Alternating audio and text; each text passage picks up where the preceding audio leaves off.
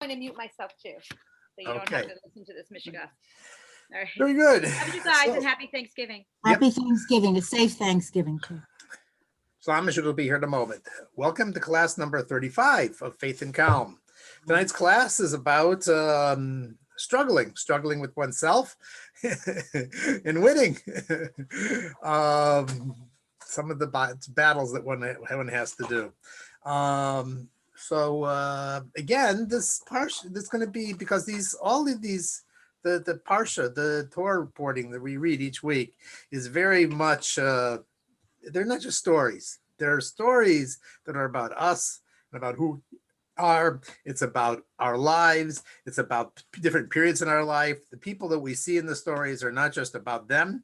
It's about who we are. And sometimes we're all of those people, and it may vary during the day. You know, we're one person or the other. So this parsha, we start, well, last Shabbos, we talked about, hi, Suri, Hi, Yes, sir. welcome. thank In case you. there's noise, I'll turn you off for a moment. Okay, so it's going to be about, this week is about Yitzchak and about his two sons, Yaakov and Esav. At least that's what we read on the last Shabbos. So that's what I'm still talking about. The very beginning of the Parsha has an interesting story that sometimes you read and you don't really pay attention to it, but it's very, very going to be very interesting. So when Rivka was pregnant with Yaakov and Esav, she didn't know that they were twins, and the pregnancy was very difficult. There was all sorts of fighting going on inside of her womb, and she said, "What lama ze anochi? Why am I?" She didn't know what was going on with herself. So she went. The parsha says she went to ask of God, which we have a tradition that she went to the yeshiva of Shem, the son of Noach, and he was a prophet of God. And she asked, "What is going on here?" And he said, "No problem. You have two nations inside of yourself. You have twins. And they're going to separate from birth, and each one is going to go their own way. One of them is going to gravitate towards God, and the other one's going to gravitate towards idolatry, because we have a tradition in the Medrash. It says that whenever she walked past a Jewish place of study, Yaakov would try to come out, and whenever she went past a house of idolatry, an ashram or whatever it was, then Esav was excited and he tried to come out. Okay, that's the story. And the question is why was this a good answer to her? I mean, it didn't take away any of the physical pain, what was going on inside of her. And it doesn't seem like good news, it doesn't, you got one kid's going to turn out okay, and the other kid's going to be like off the wall, really wicked. And that's somehow supposed to be comforting. And that's the end of that story. And the question is, there must be something more to it, because I'm missing it. That's not explaining anything to me. It's a story, but it's not telling me what's going on. So we have this tradition. We call Esav the wicked one, the Rasha. That's what he's always called, Esav the Rasha. And there were good reasons for it. But but let me ask you a question. I'm going to ask myself a question. Esav we call a wicked person. Now, let's take it to the animal kingdom. Do you call a lion wicked? I mean, it tears at animals, it preys on them, it kills them and so forth. Is it wicked? Is it better than a lamb that doesn't do that stuff? And the answer is no, not really. I mean, a lamb is by nature happens to be a nice docile creature. And a lion by nature, by birth, happens to be, eats. It's not pleasant to watch, but it goes and it eats. But it's not wicked. It didn't make a moral choice. It just does what it's supposed to do. So if we call Esav wicked, how can we say Esav is wicked? It says that before he was born in his mother's womb, he was already gravitating towards evil. So is that his decision? Did he make a moral choice? This is not nurture. This is nature. I mean, he had genes that was already pushing him towards all sorts of things. So why do we blame Esav? How can you blame Esav? You can blame God. You can blame his parents. But you can't blame Esav. Esav didn't make any decisions there in the womb. What would he do? And of course, to blame God or to blame his parents also seems very strange. So why are we calling? Yes, I'm recording. So why are we calling Esav wicked? Why are we calling him wicked? So they're going to help us. We're going to get down to this now. So it's very interesting. If you read the Chumash itself, not the commentaries, but you just read the straight story of Chumash, and I'll tell you the story, and I'll ask you, who do you sympathize with more? Who seems like the right person? So we have the beginning of the story. We have Yaakov and Esav are born. Esav comes out first. Yaakov is holding on to his heel. Who's the bad guy? Yaakov. Let go of me. I'm just your older brother. Why are you pulling me back? Let go. Let me be who I want to be. And then the next story we have is that Esav comes, and it says he was hungry, and his brother was making some lentil soup. And so he stopped and he said, please give me some of that lentil soup. And Yaakov tells him, yeah, I'll give it to you, but you got to sell over your birthright. What does that sound like? It sounds like, I come, I see my brother, and I say, give me some soup. And he says, yeah, I will give it to you. But, you have to sign over. You have to sign over your birthright. You have to sign over your house. You have to sign over your car. You have to sign over your firstborn. What is this? I just asked for a bowl of soup, Why are you extorting all this stuff from me? So who sounds like the bad guy? That sounds like Yaakov is the bad guy.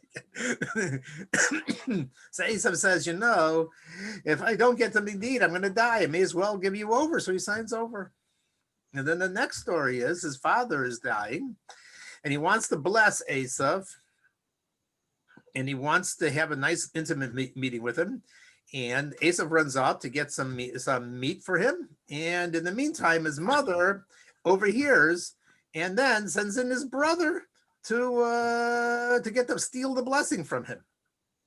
And when Esav comes back and he asks his father to bless him, so his father says, I already gave away the blessing I guess it was to your brother. I thought he was you. And Esav, his fear is he cries. He shouts out. He says, Father, don't you have a blessing for me? And he says, I can't. I already gave everything to him. What am I going to give to you? And he cries again, a bitter cry. And usually Torah doesn't talk about people's emotions. And it's a bitter cry. And he says, Father, don't you have anything left for me? And, you got to sort of like empathize. And Torah's asking you to empathize and feel for Esav, really, because it's telling you he had this feeling, I've been chipped again. He's called Yaakov. He cheated me the first time. He didn't let me get out of the womb first. And then he doesn't want to and then he takes my birthright from me. And now he takes away, again, the blessings from me. And this kid doesn't sound like a bad kid. He sounds like just a kid that just never got a chance. And that's, of course, not how we know the story. We know the story that Esav was bad. We know he was a murderer. We know he was an adulterer. He used to hunt women down and kill their husbands. And he took Nimrod's, and then he killed him. He wanted to kill his brother and so forth. But it's interesting that the Chumash, if you just read it without any of the commentary, it sounds like he's just a misguided kid, a kid that, just liked to go out in the fields and be wild. So the answer to all of this, and the answer for us, which is important, the answer for all of this is, it comes from the Rambam, and he says an interesting thing. He says, don't think that all people are the same. We're not all made from the same pile of dough. We don't come from the same piece of dough. We're different. There are different kinds of people. And the choice, how we come out and how we're born and our natures are not necessarily in our control. I didn't ask to be who I am. I was given a certain character, trait, personality, and so forth. So the Rambam calls these two general categories, the one the Chassid Me'ula and the other one the Shover Yetzro. There's the tzaddik from birth. He's a good person. He's always good. He always does the right thing. And he doesn't have all these hangups. And then there's the other one who has all sorts of issues and ghosts and skeletons. And he has to struggle his entire life. And then there's, of course, there's obviously people in between. Some days you're like one, and sometimes you're like the other one. For example, let's make it a little more concrete. Let's imagine that you have two kids, okay? One kid is always ready for the school bus every morning, standing and waiting. He's got his clothes all prepared. He always finished his homework the night before. This kid, everything goes right from birth. He just is a good kid. He's always ready. He never have any struggle with him. Everything works nice. You never hear from the principal. And he goes and he does the right thing. He gets straight A's, and eventually, he goes off to Israel, and he comes back. And so the kid is perfect from birth. Just everything works, and it's easy to raise. And you just say, wow, what a kid. And then he has a brother. And his brother is the opposite. There's not a day you don't get a call from the principal. He never has anything ready. You have to drive him to the school every day because he misses the bus. And, just like every single thing is a challenge with this kid. Everything he's just messing up. Everything is difficult with the kid. And what the Rambam is saying is, don't blame the kid. That's his nature, Certain people are born into this world, and life is a struggle for them. It's not easy. It doesn't go simple. And it's not right to say, why can't you be like your brother? Because he can't be like his brother. He was born that way. He was born with struggles and challenges. And there can be all kinds of issues. Maybe, there was, sometimes it's, he didn't choose necessarily to have this personality. Some kids were molested when they're kids. They didn't choose that thing. And then they have all sorts of issues. Some kids have mental problems, psychological problems, other kinds of stuff. They didn't choose those issues. They don't choose it. It's not right. It's cruel to expect every kid to be exactly the same, perfect, and everything perfectly in the box. Rabbi YY, who was giving this class, was explaining, and he asked his son, he says, do you like your school? And the kid says, yeah, I like my school. So Rabbi YY asked him, he says, and let me ask you, does everybody in your school basically fit into a particular kind of box? And the kid understood what he was saying. And he said, yeah, everybody there has to fit into a particular box. It just so happens that I fit perfectly into that box. So I'm happy there. But if I wasn't, it would be terrible. So schools also, we have this expectation sometimes. People have to fit in. There's a particular path. When you're a certain age, you get married, and then you have kids, and then you have the house, and it's not right for every kid. Some kids everyone has their own path in life. And in fact, it's not just cruel and wrong. It's actually against God's plan, because God created this diversity. And when you say every kid has to be exactly the same and have the same lifestyle and fit into a certain system, you're saying to God that He created a world of diversity with people with different paths and different roads that have to walk, and that He's wrong about doing that. Well, everybody isn't like that, Everybody has their own way. And this is an important lesson. This is what basically the Torah is teaching us in this parsha, is that everybody has their own unique journey.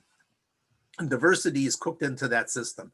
And the different paths that different people have to go is part of their path. It is part of how they are going to get close to Hashem. So to take it back to Esav and to Yaakov, you couldn't say to Esav, why can't you be like your brother? Because he wasn't supposed to be like his brother.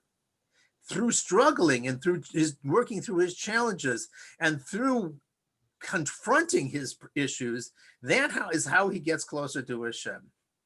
Because gravitating to evil is not evil. I'll say that again. You have an inclination to evil is not evil. Giving in is a problem. But having issues and things that you have to work with and have to challenge yourself, that's not a problem. That's not an evil, because those are things that God gave you in order to be able to get closer to Him. And sometimes, like with Esav, you actually can get to a higher place than your brother because you are struggling with those issues. For example, as we know, as it says in Tanya, it says there are two kinds of food delicacies. There's the ones that's a cheesecake, which is sweet and it's good and it tastes wonderful. And then there is the other kind of food, which you have to sweet and sour, which initially is sour, which is not tasty at all, but you got to sweeten it up in order to make it. And that sometimes is more refreshing and more delectable. So rhubarb pie is actually wonderful. It's wonderful. If you've ever had it, it's like really nice. It's very interesting. And that was Esav. And that's why Yitzchak loved Esav, because he saw in him a person who's going to have to struggle and have to work, but is eventually is going to be able to get closer to God than Yaakov. Because when you struggle with it and you have to work it, it becomes really yours. When it's just given to you from birth, it's not really yours. So Esav, that is why Yitzhak loved him, because he saw in Esav somebody who actually can struggle and will actually get closer to Hashem. So that was the script he had, and that was his path to get closer to God. There's a famous famous Hasidic rabbi. His name was Rabbi Mordechai, the Chernobyl rabbi. What was his name? I don't know. He wrote a book called Meor Anayim. And in it, he wrote an interesting idea that really hammers this home. He says the following. He says that in the Gemara, it says a line, and it says that Harotze letaher Messiah, a person who comes to become pure, holy, he's help from heaven. And Harotze letame potkimlo, someone who wants to become impure, sin, whatever, then they open up for him. And he says, the meaning of this is not that they open up the path and say, oh, good, go ahead and do it. Basically, what they say is, no, potkimlo is the opening up a doorway for him. That is his doorway to get closer to Hashem. For somebody who has to deal with challenges, that is actually his path, his unique path that was set by God, how he was going to get closer to Hashem. So if Esav tried to be like his brother, then he wouldn't be fulfilling his mission in this world. His mission in this world was struggle. But through that, he actually gets closer to Hashem. He could have. If he chose it. The problem with Esav was that he didn't see this as that. He didn't understand himself. And that's the worst thing, when you don't understand who you are. You're lucky if somebody else understands you, or there are two people understand you. But when you don't understand yourself, then you're really in trouble. And Esav thought that maybe because he has to work harder than his brother at everything. Every single thing is hard for him to do. Then maybe he's just destined to be bad. And therefore he gave in to his inclination. Or giving into your inclination, that's when you do become bad.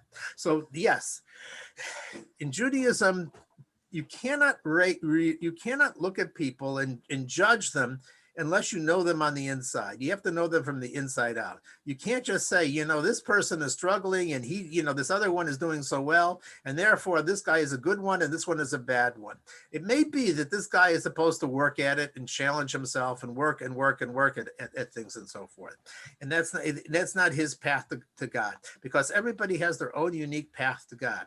It's true, though, that we do have a common Shulchan Aruch and there are common laws, but that's the texture of how your life works.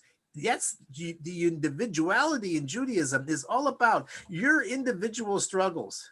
So you couldn't tell the Esav, you know what? Why don't you get up in the morning and say, I love God? He didn't love God. He had a challenge with that. He wasn't his brother. It was difficult for him to get closer to Hashem. But that actually, by working at it, he had the potential to get much closer to God. And that is why his father wanted to bless him. So this all wraps up with an interesting idea from Rabbi Nachum of Chernobyl, Rabbi Nachum of Breslov. So Rabbi Nachum of Breslov takes a line that we say at the very end of Chumash, when Moses is blessing the Jewish people. He has a poem. And one of the cryptic lines in the poem is that he says that Tachas Olam Zeroya, there are arms underneath the world. And Rabbi Nachum of Chernobyl explains, and he says, what is these arms that are underneath the world? What are we talking about here? He says there are people who are basically planted on the earth. Their feet are glued on the earth. They never have problems. They don't know what, issues are. They have a life that goes, they do what they're supposed to do, and they're planted and things work right and so forth. And then there are other people who always emotionally and psychologically are looking like they're falling off the world. Things are going wrong for them all over.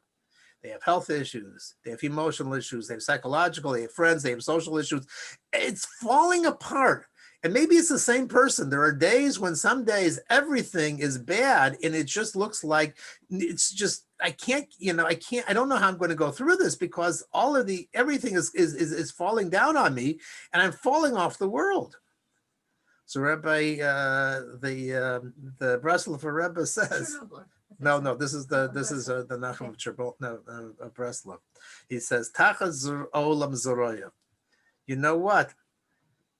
You don't know that there's arms. God's arms are there waiting to catch you. And sometimes people fall off the world, but you don't have to worry because God is there to catch you. Rabbi Nachum, the Breslover Rebbe, had a very difficult life. He knew what it meant to fall off the earth, and he knew what it meant to be caught by God. So there are arms beneath the earth. And, and some people feel that, that it's just everything is going wrong and I can't stay on this world and so forth. And you have to know that even so, God has his arms there and he never gives up on you.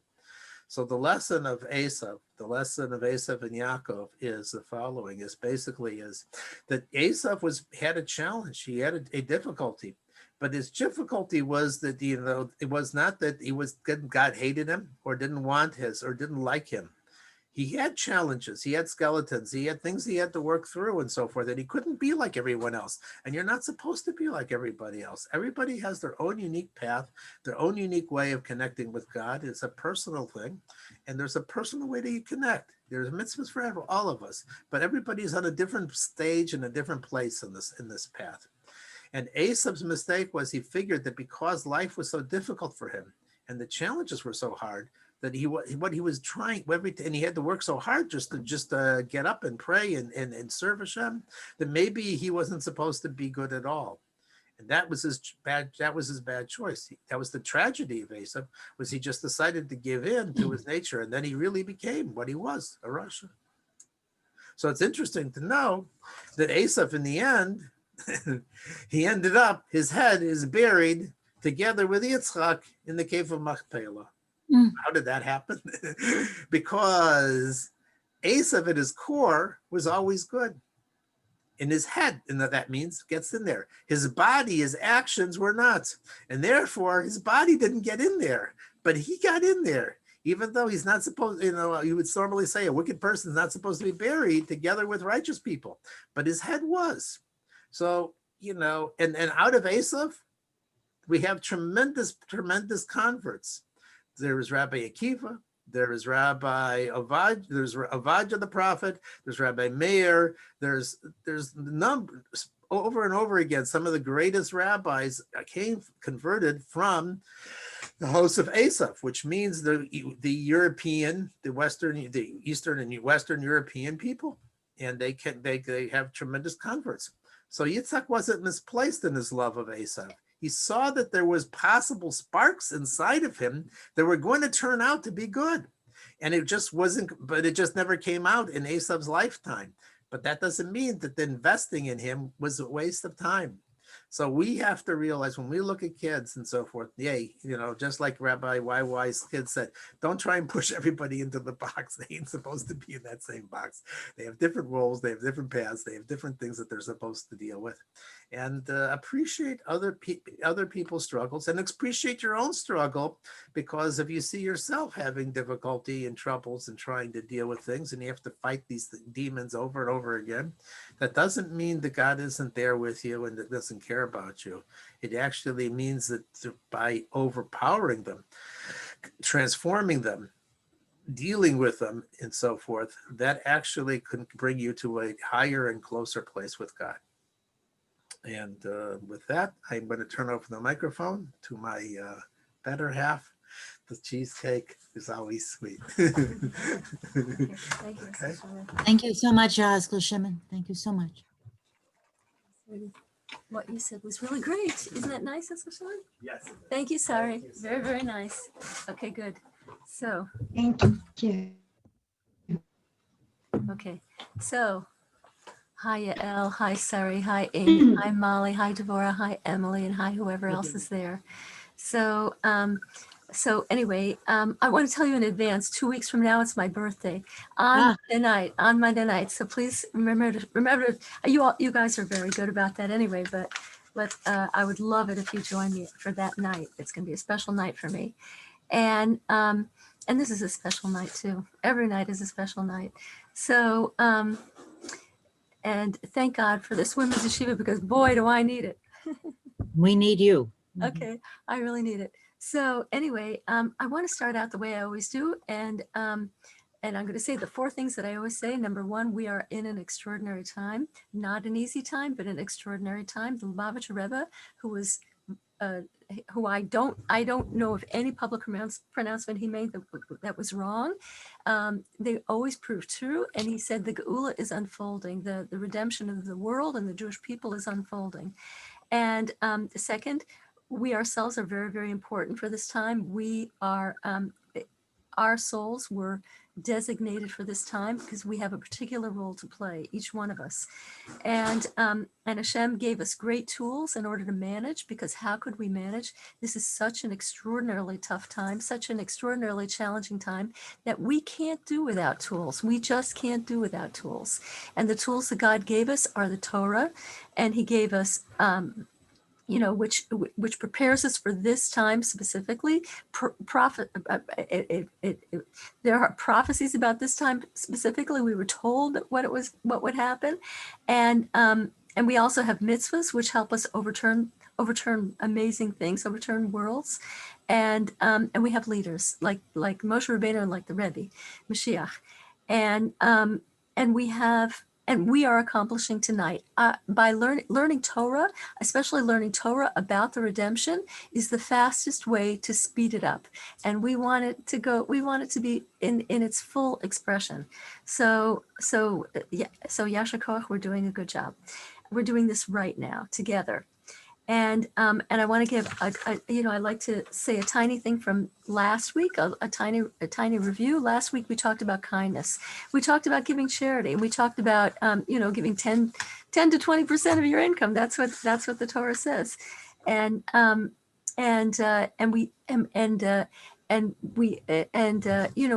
told you that about that great kids book about Bubby Hinda, a real person who spent her time in Russia, hours and hours every week collecting bread for poor people. And Hashem says about charity that it's the only area of life that you can test him in. If you are broad in charity, Hashem will pay you back in spades. And Bubby Hinda, I don't know if she was wealthy in her lifetime. I don't know what happened to her in the latter part of her life. But she has an empire of children and grandchildren who are extraordinary. Hashem paid her back. She's up there in heaven. She's an extraordinary empire underneath her. And we heard a little bit about David Deitch, her son, and he also followed in her footsteps. And you remember, I didn't tell you the preface, but it was in response. There was a horrible massacre in Kfar Chabad in Israel. Kfar Chabad is a Chabad settlement, mostly of poor Russians, who came over, farmers. They made their living by farming, and there were some Palestinian terrorists, and they infiltrated there, and they went into a school and they shot children and a teacher, and it was a horrible, horrible thing, and so the Rebbe they didn't know if they should stay there or not. And the Rebbe said, stay and build. The answer to tragedy is to build, not to run away. And so he started a building campaign. And you remember, we told that story about David Deitch, Bubby Deitch's kid. And when the Rebbe said, I want everybody to be very generous in this campaign. And David Deitch, and the Rebbe said, I never interfered. I never suggest amounts. But for this campaign, if I don't feel you're being generous enough, I'm going to suggest. And David Deitch, who wasn't a person of means at that point, pledged the amount that would pay for a brownstone in Crown Heights, which today goes for more than $1 million. And he wasn't a person, particularly a person of means. And we know that the Rebbe said, David double it, which was, he didn't have anything like that money. He ran to the bank. He took out all that money. He got, he mortgaged his house. He mortgaged his business, ran to 770 with the money the next day. And within an extraordinarily short time, the Rebbe told them in that campaign, just see, Hashem is going to pay you back. And he got 4 times the amount that he originally pledged in a remarkable windfall, which we heard about last week.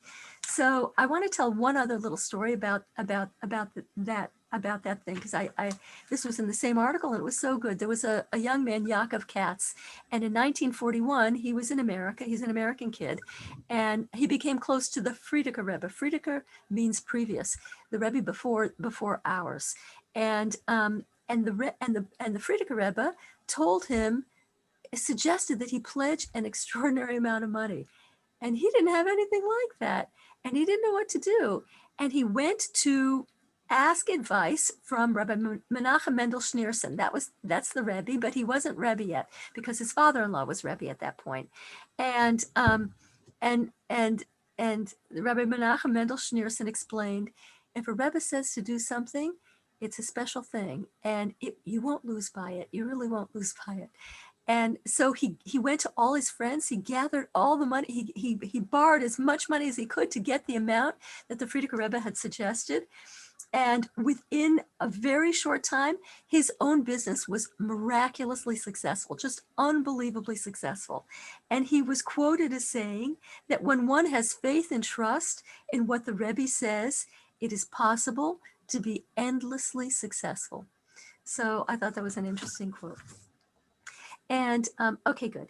So so we're going to learn something straight from the Rebbe. This is the book I learn every day between 12:30 and 1:30.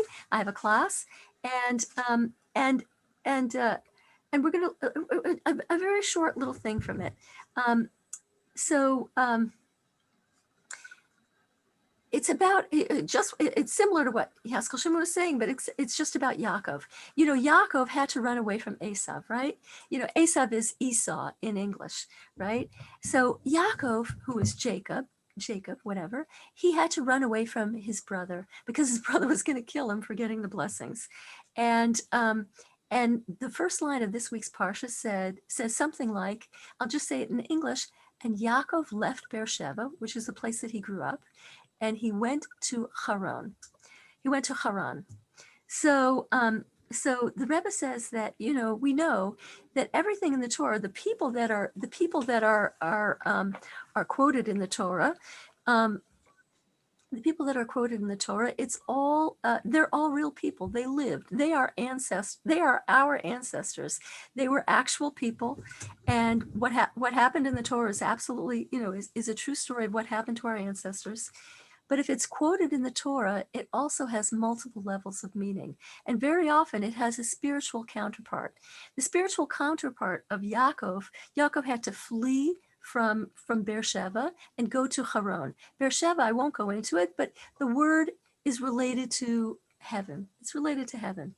And Haran, the place he had to go to, is a word for anger. And it refers to the soul. It refers to our own journey, that we had to leave heaven where everything was clear, everything was gorgeous, and we had to come down, to a place of anger, to a place of doubled and redoubled darkness, horrible, horrible darkness. You can't see God, and you have to struggle to see God, and it says that Yaakov, in his flight from Beersheba to Haran, he was afraid. He was afraid that he would be destroyed in Haran, because Haran had its own. Haran had his father-in-law Lavan, who was in many ways like Esav, just a terrible character. Interesting. The women in Haran were unbelievable. They became all our foremothers, but the men were. So anyway, it refers to the soul. The soul is afraid.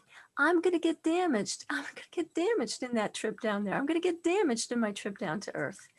And the Rebbe explains that that the contrary, the opposite is what's going to happen. The opposite is the end point. That that the whole point of our coming down is not to be destroyed, but to be built. And the neshama is going to be able to accomplish things that it could never accomplish in heaven. And what happened to Yaakov in actual fact? What happened to Yaakov in actual fact is that he built an incredible family in Haran, in this place of anger and darkness and trickery. He built a gorgeous family. And unlike his father Yitzhak and his grandfather Abraham, all his kids were tzaddikim. You know, Abraham had one kid that didn't want to do the right thing, and Ishmael, although Ishmael did teshuvah in the end, he turned himself over in the end and did the right thing.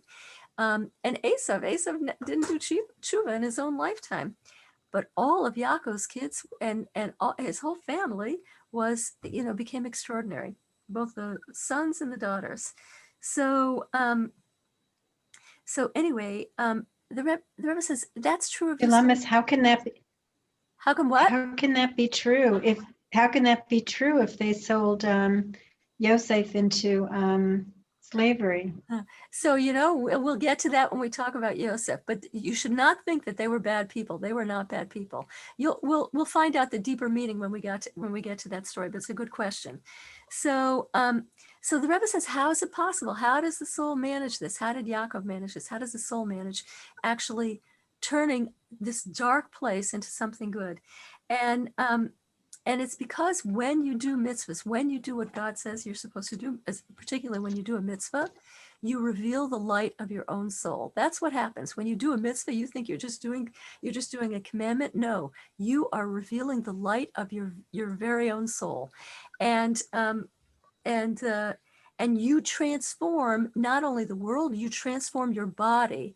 Your neshama, your soul, infuses light into your body, and your body becomes, joins the neshama on its incredible level, and until the point that it can actually unite with it. And if you do not believe that you actually transform your body, I challenge you to look at any elderly Jewish woman in particular. You can look for Jewish men, but I think it's much more profound in Jewish women. Has anybody ever seen an elderly Jewish woman? Chances are they glow.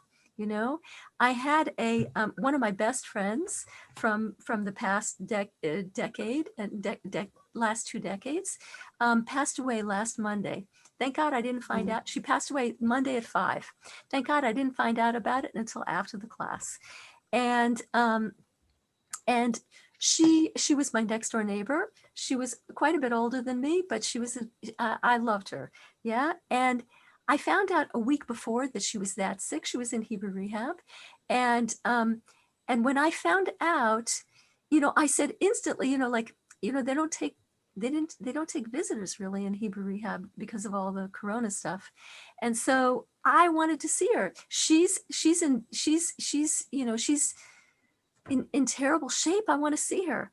And so I asked the family to ask for permission, and the answer came back, no, only immediate family. Even though it looks like she's dying, only immediate family can come. And I couldn't, I cried hysterically like 4 times that day. And what was I crying hysterically about? That I couldn't kiss her face. That's what I wanted to do. I wanted to kiss her face because it radiated holiness. It just radiated holiness. And the same thing is true for now she was a Torah observant woman. But the same thing is true for Jewish people. Are so extraordinary. They do so much good that it's true for virtually, it's true almost across the board that an elderly Jew shines. And I remember my mother. I told you this once before that I thought at my wedding, my mother was radiant and she looked much better than me. And 10 years later, when she passed away, I was looking for a picture. I wanted a picture of my mother to put up on my mantle. And I was thinking, the wedding pictures, they're so gorgeous, the wedding pictures. So I found the wedding picture and I looked at it and I laughed. I said, you think that's gorgeous? That's nothing. That's nothing compared to what mommy looked like before she passed away. thing. What did my mother look like before she passed away? Oh my gosh, what did my mother go through in that decade? She was a wreck. She was a physical wreck. But her face, it was luminous. It made the picture of her at my wedding. By the way, she was 70 at my wedding. It made her picture back then look like a teenager, like an undeveloped teenager compared to the beautiful radiance that she had before she passed away. So we do transform through these mitzvahs. We do transform through these acts of kindness. We do transform our soul. So, anyway, I want to continue with just some practical. I have to say that I think that it's a very, very, very challenging time. And personally, I have rarely experienced a time as challenging as this. I have rarely experienced a time in which so many things are not going the way that I want. So many things are not going the way that I want, one after another, every week. A few, several, every day, sometimes several times a day, sometimes a couple times a day, whatever. And it's just been extraordinary for me. I didn't expect anything like this. And I think it's almost like there are certain other periods in my life, doesn't happen often, thank God, where Hashem is sort of like disassembling the merchandise and reassembling it. And that's what I feel is happening right now. And Hashem should help me that I should go through this in good shape. So, so anyway, I need all this advice. And I want to tell you that some of my, one thing that I would like to say that is extremely powerful is to, when you're going through, when things are happening that you don't like, they're not going your way, the thing to do is to look at your own plate. Don't look at Hashem's plate. Don't look, don't say, why is he doing this? He's doing the wrong thing. And thank you, sorry. He's doing the wrong thing. Why are you doing this? Don't look at Hashem's plate. Just don't look there. You have no idea. You're not on Hashem's level. You have no idea what he's doing. You don't, you have more, you have less success guessing what Hashem is doing than an ant has looking up at you and thinking, I know what she's doing and I think she's doing the wrong thing. I mean, it's even more ludicrous than that. So don't look at Hashem's plate. Look at what's on your plate and what you're supposed to do. So, and if you're going through a very hard time, it's very important to be at that time, it's very important to be a role model. If there's somebody else in your house, especially if there's nobody in your, if there's somebody in your house, you should be a role model for that other person. You're sharing your space. If you're sharing your space with another person, you have to be considerate. Whatever's happening to you, your world is turning upside down, doesn't mean the other person's life has to turn upside down as well. So anyway, but even more important than that, let's say you're living by yourself, and it doesn't matter who else is living with you. The most vitally important thing is to be a role model for yourself. That is the most vitally important thing. It is the most powerful way to get to simcha, to be a role model to yourself. And one of the most powerful ways of doing that, I call it dignified dibur, dignified speech. Just say it, say things about trusting Hashem and conduct yourself in as dignified a manner as possible. And you will be so proud of yourself that no matter what you went through that day, no matter what you went through, you will be a happy camper at the end of the day if you manage to maintain your dignity throughout. And it's not our fault, I have to say, because we come from an orphaned generation. Very few of us grew up in, I don't know any of us who grew up in an observant household where they have more wisdom was passed down through the ages. Our transmission was cut off, it's called a Masorah, it was cut off. So we're missing many instructions on how to live a dignified and wonderful life. And you can see it in our generation, everybody's much more, we're more informal than our ancestors. Kids don't know boundaries. They have no idea about boundaries. They treat their parents like equals. They call them by their first name. It's totally not totally against Jewish law, by the way. And we, just like our kids don't know boundaries, we don't know boundaries either. And we talk to Hashem like he's a peer. We can't do that. And, or the Rebbe, you can't do that. Humility suits the soul, and arrogance suits the Yetzer Hara. It suits the voice of the evil inclination, the bad inclination. So we have to stick to humility. Now, the other piece of advice I would like to say, in addition to dignity, is that is to take the emotion out of it. Take the emotion out of whatever you're going through. So, I think it was just yesterday. Oh, so many things were going wrong, one after another, serious things that I was not happy with. And it was heavy. But I was managing, I was carrying my load, I was managing. And then yesterday, I audit a class on the Rebbe's talks from 12:30. I participate also from 12:30 to 1:30. And for some reason, I was exhausted. I could barely keep my eyes open. And even though insomnia has been one of my difficulties lately, but I had a good night's sleep for the 2 nights preceding yesterday. There was no reason to be like dragged out, totally exhausted. It was hard to concentrate. And I didn't feel well. I was thinking, oh, I feel terrible. And then I was thinking, Shalom Yehudas, flu, COVID, all these things, what's going on? What is this? Not another thing going wrong. I can't take it. And so after my class, Yeheskel Shimon happened to be around, thank God. And I said, Yeheskel Shimon, I think I'm going to go lay down. I don't lay down in the middle. I try not to do that. I said, but I think I'm going to do it because I feel fluey. I feel like really awful. And he said, weather could be, he said, the weather could be the weather. I said, what?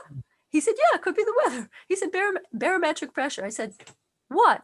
Barometric pressure can make a person feel like they're coming down with the flu? And he said, yeah. I said, really?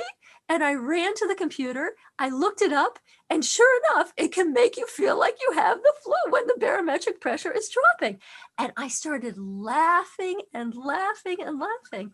And I had the exact same symptoms. I had the exact same feelings, but the negative emotion was gone. So it was such a vivid example to me. You can be going through the same thing. The exact same physical thing can be happening to you. But if you have negative emotions, it's horrible. And if you have positive emotions, it's totally doable. And I was very grateful to Hashem for the entire experience. I thought it was an incredible lesson. So, and I love fooling around with words. And so I was thinking, instead of a calamity, if you take all the angst, you take the emotion out of calamity, you get. I figured out calamity is composed of the word you calm it. You calm it right down. When you take the emotion out of a calamity, you calm it right down. So anyway, okay. So I want to end with a little story, and